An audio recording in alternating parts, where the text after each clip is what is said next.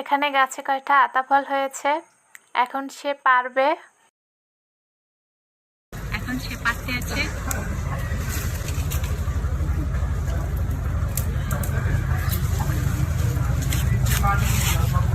পাকছে?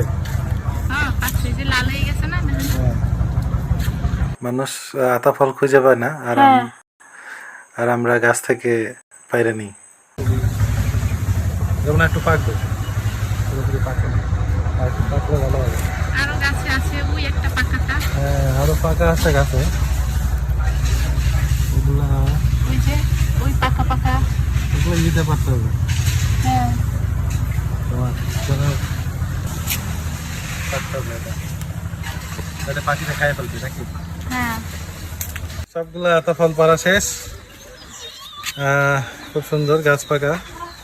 এটা অনেক একটু পাখিতে খাইছে মনে হয় না? হ্যাঁ ওইটা পাখিতে পাকা তো এই কারণে বেশিরভাগই পাকা, দুই একটা হালকা গাছে আছে।